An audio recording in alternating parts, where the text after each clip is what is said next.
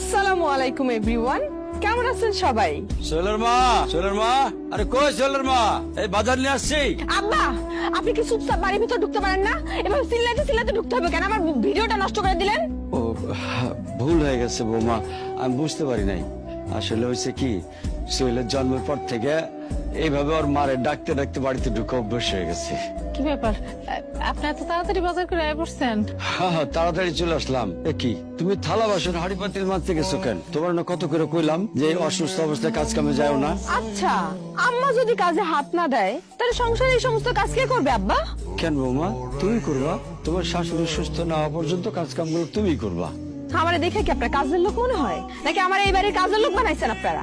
C বৌমা, এটা তুমি কি করতেছো? তুমি কাজের লোক হতে যাবা কেন?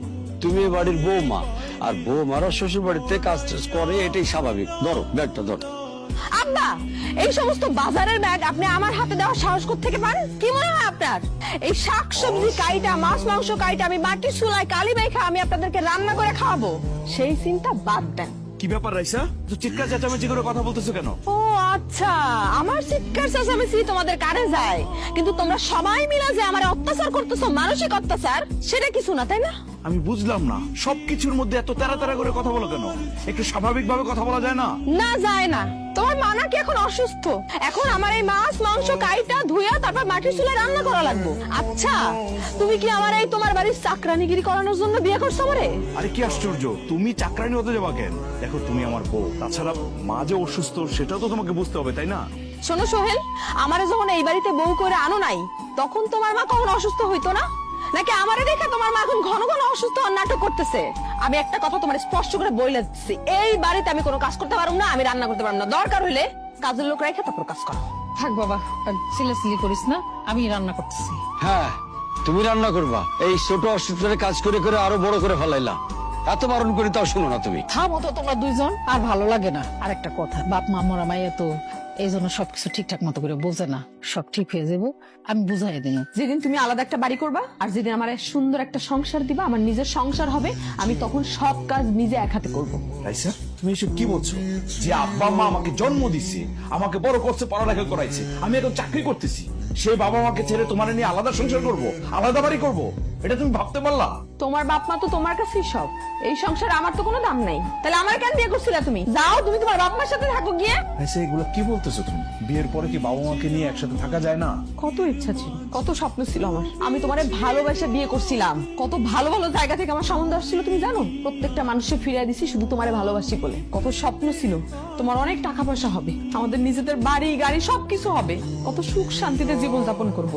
আর কি হলো শেষমেশ? একটা মাস্টারের বউ হয়ে থাকতেছি, যে কিনা কোনো শখ আল্লাহ কোনো কিছু পূরণ করতে পারে না, কোনো কিছু চাইলে সে দিতে পারে না, কোনো একটা গিফট দিতে পারে না, কোথাও যাইতে চাইলে সে নিয়ে যেতে পারে না। পুরো 7 দেয়ালের মধ্যে একটা বন্দি জীবন কাটাইতেছি আমি।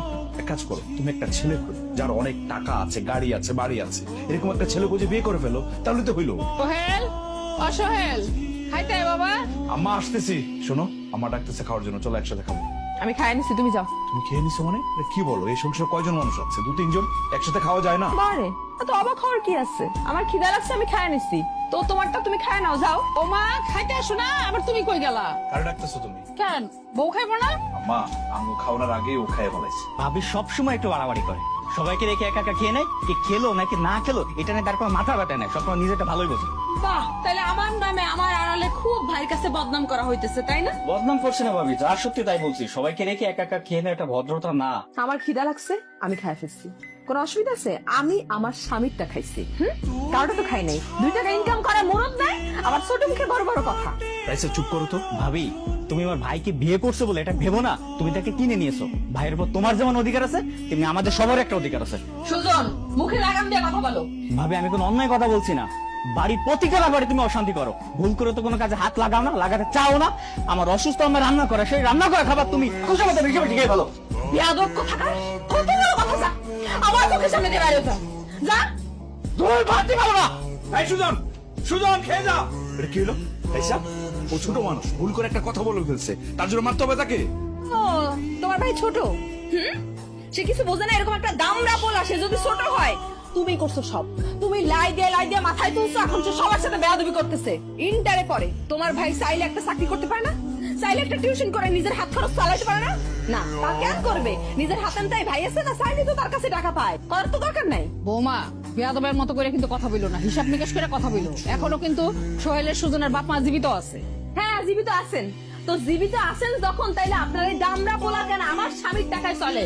আপনাকে পুরো গোষ্ঠীর পিছনে আমার স্বামী টাকা খরচ করতে করতে ফকির হয়ে গেছে। রাইসা তুমি চুপ থাকবা? তুমি ছোট একটা বিষয় টেনে পেঁচাচ্ছ কেন তো? আমি কোনো কথা পেঁচাইতেছি না, আমি যা যা বলছি সব সত্যি কথা বলছি।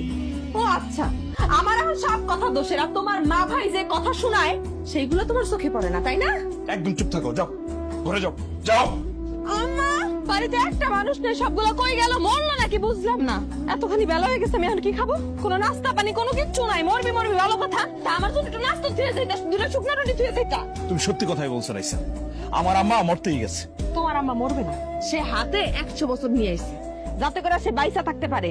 এত মানুষ মরে, তোমার বাপ মা মরতে পারে না? একদম মুখ সামনে কথা বলো। কত বড় কথা বলতেছো তুমি, বুঝতেছো?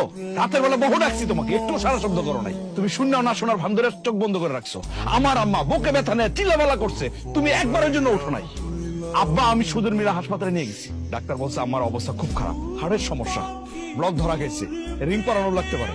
তো তোমার আম্মার হার্ট ধুয়ে ধুয়ে কি আমি পানি খামু?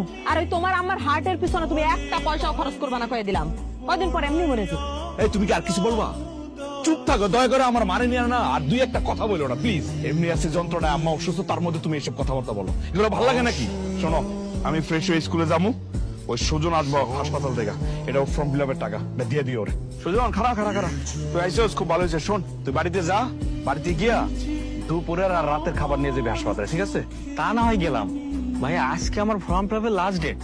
আর সেটা আমার মাথায় আছে তো, হ্যাঁ আমার মনে আছে। তোর জন্যই তো বাড়িতে আমি অপেক্ষা করতেছিলাম, তুই তো আইতে লেট করলি, সেই জন্য তোর ভাবির কাছে টাকা দিয়ে আইছি। তুই এখন বাড়িতে যাবি, গিয়ে তোর ভাবির কাছে টাকা নিয়ে সোজা কলেজে ফর্ম ফিল আপ শেষ কইরা দৌড়ে বাড়িতে আসবি। এর মধ্যে তোর ভাবি রান্না বান্না শেষ করবো, সেই রান্না বান্না নিয়ে হাসপাতালে যাবে, ঠিক আছে? ঠিক আছে ভাই। যা যা যা, তাড়াতাড়ি যা, দেরি করিস না। ঠিক আছে ভাবি। ও ভাবি, কি হয়েছে? যখন তখন এই রুমের সামনে এসে চিল্লাপাল্লা করো কেন? আব্বা আমার জন্য হসপিটালে দুপুরে রাতের খাবার নিতে হবে, খাবারগুলো রেডি করো। আর ভাইয়া যে ফর্ম ফিল আপের টাকাটা দিছে, ফর্ম ফিল আপের টাকাটা দাও, আজকে আমার ফর্ম ফিল আপের লাস্ট ডেট। তোমার ভাইকে আমার মোটা অঙ্কের টাকা দিয়ে এবারে কাজের লোক রাখছে যে যখন যা খুশি তোমরা অর্ডার করবা আর আমি করে দিব? অর্ডার করছি না ভাবি, মা অসুস্থ, এই জন্য তোমার কাছে খাবার চাচ্ছি। সমস্যা নাই, তোমার দেওয়া লাগবে না, আমি আব্বাকে বলবো হসপিটালের পাশে যে হোটেলটা আছে, হোটেল থেকে খাবারটা ম্যানেজ করতে। এখন আমার ফর্ম ফিল আপের টাকাটা দাও। তুমি কি ফর্ম ফিল আপ করবা নাকি সেই টাকা দিয়ে নেশা করতে চাও? কি কারণে? ভাবি তুমি ভালো করে জানো আমি নেশা করি না, আজকে আমার ফর্ম ফিল আপের টাকাটা লাগবে। ফর্ম ফিল আপ না করতে পারলে অনেক বড় ক্ষতি হয়ে যাবে, প্লিজ ভাবি টাকাটা দাও। টাকাটা আমি খরচ করে ফেলছি, যাও এখন এখান থেকে, আমি দিতে পারবো না টাকা। প্লিজ ভাবি এমন করো না ভাবি, আমার টাকাগুলো আমার দরকার। ভাবি আরে বুঝতেছো না কেন? হ্যালো ভাইয়া। হ্যাঁ সুজন বল। আমি ভাবিকে অনেক অনুরোধ করলাম বাবা আমার খাবারটা দিতে, সে খাবারও দেয় নাই, আর আমার ফর্ম ফিল আপের টাকাটাও দেয় নাই। ইস রে, ও আমার জীবনটারে জাহান্নাম করে ছাড়বো। আচ্ছা ঠিক আছে, তুই শান্ত হ, দেখি আমি কি করতে পারি। আজকে যদি ফর্ম ফিল আপ না করতে পারি, আমি পড়ালেখা ছেড়ে দিব, পড়ালেখা আর করবোই না বলে দিলাম। আরে কি বলতেছিস পাগলের মতো? লেখাপড়া ছেড়ে দিবি মানে? পাগলামি করবি না, তুই সোজা কলেজে যা, আমি টাকা পয়সা ব্যবস্থা করে পাঠাই দিছি, যা। ঠিক আছে। জানো আজকে আমার অনেক আনন্দ লাগতেছে, আমার শান্তি লাগতেছে। গত 1 বছর বিয়ে হয়েছে তোমার লাগে, আমি এইরকম আনন্দ পাই নাই। আজকে নিজের হাতে সবকিছু রান্না করছি। নিজের হাতে রান্না করছো ভালো কথা, কিন্তু আজকে এত খুশি হওয়ার কারণটা কি জানতে পারি আমি? এই যে বাড়িতে আজকে তুমি আর আমি, কোনো ধরনের কোনো ঝুট ঝামেলা নাই। কি বললা? আমার আব্বা মারে তোমার কাছে ঝুরঝামেলা মনে হয়? আজকে আমি তোমার কোনো কথাই শুনুম না, আমি নিজে রান্না করছি, আমরা আজকে এক প্লেটে খাবো, তোমার আমি খাওয়াই দেবো। আমি স্বপ্ন দেখতেছি না তো? জি না, স্বপ্ন দেখতেছেন না, বাস্তবেই দেখতেছেন। আপনার বউ আপনার ভালোবাসা নিজ হাতে খাওয়াই দিচ্ছে না। হা করো। তোমার এই খাবার আমার গলা দিয়ে নামবো না। তুমি হাসপাতালে খাবার দাও নাই ভালো কথা, কিন্তু সুজনের ফর্ম ফিল আপের টাকাটা দিলে না কেন? তুমি তো ভালো করে জানো আজকে সুজনের ফর্ম ফিল আপ করার লাস্ট ডেট। টাকাটা আমার কাজে লাগছে, আমি কাজে খাটাইছি। আর সুজন তো আর এতিম পোলা না যে সুজনের কেউ দেওয়ার নাই। আর শোনো, আমি এক জায়গায় স্বর্ণের জিনিস বানাইতে দিচ্ছি, ওইখানে টাকাটা খাটাইছি। আর ওইটা আনার সময় আরো কিছু টাকা লাগবে, কিন্তু দিও। যাই হোক, আমাকে এই রোমান্টিক মুহূর্তে আজহারে কথাবার্তা বাদ দাও তো। বাপ ভাইয়ের আলাপ না করলে ভাল লাগে না? রাইসা, সুজনের জীবনের এটা গুরুত্বপূর্ণ পরীক্ষা। আম্মা হাসপাতালে অসুস্থ, এই সময় কি তোমার জিনিস বানাইতে হবে? দরকার আছে কোনো? দেখো হাসপাতালে তুমি একবারও আম্মারে দেখতে যাও, আম্মা কেমন আছে সেটা একবারও জানতে চাও নাই। বাইচা আছে না মরিয়া গেছে না কি অবস্থা, আমার কাছে একবারও জানার আগ্রহ প্রকাশ করো নাই।